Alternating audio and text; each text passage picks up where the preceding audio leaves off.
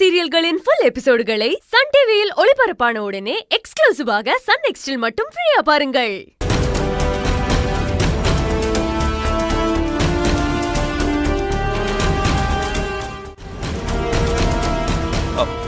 என்ன மகேஷ், யாருக்கும் தெரியாம வந்து போன் பண்றீங்க?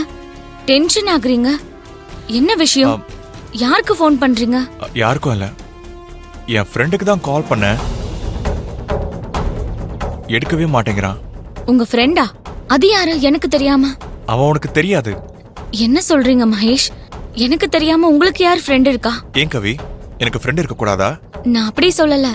இப்போ உங்களுக்கு யாரையுமே ஞாபகம் இல்ல, அதனாலதான் அப்படி கேட்டேன். ஏன் இப்ப எனக்கு புதுசா ஃப்ரெண்ட் யாரும் கிடைச்சிருக்க மாட்டாங்களா? மகேஷ்,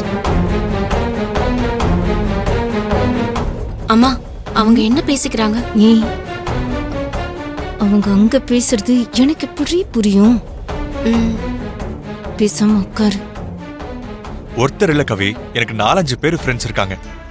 ஆனா அவங்களெல்லாம் உனக்கு தெரியாது. Okay okay Mahesh, sorry. அம்மா, ஒரு 5 நிமிஷம் எல்லாரும் வெயிட் பண்ணுங்க. சாமிக்கு அலங்காரம் பண்ணிட்டு உங்களை உடனே கூப்பிடுறேன்.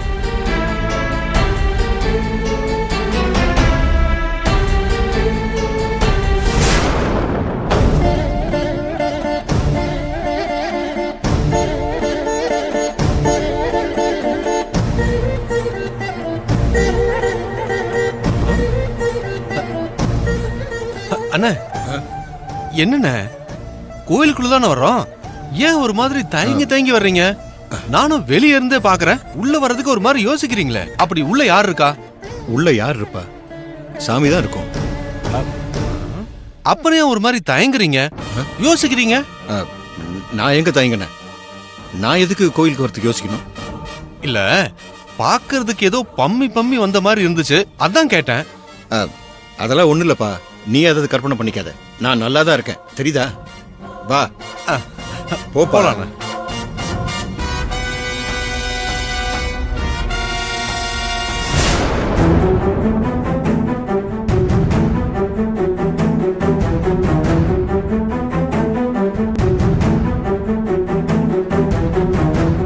ஏய் பத்மா, என்னன்னு தெரியல, உன் அக்கா புருஷன் கோயிலுக்குள்ள வந்ததுல இருந்து ஒரு மாதிரி பம்முறாரு.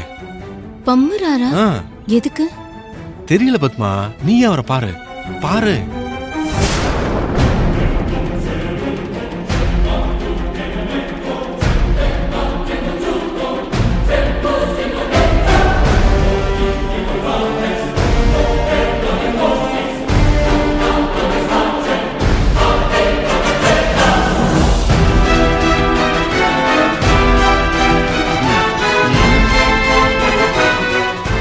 பாத்தியா, பம்மிக்கிட்டு நிக்கிறாரு. ஆமாங்க, யாருக்கு பயந்து இப்படி பண்றாருன்னு தெரியலையே.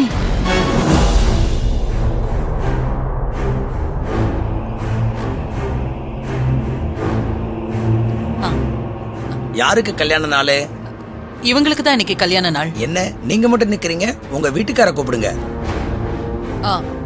செல்வா, ஏன் பின்னாடியே நிக்கிற? வா, ஐயா கூப்பிடுறாரு பாரு.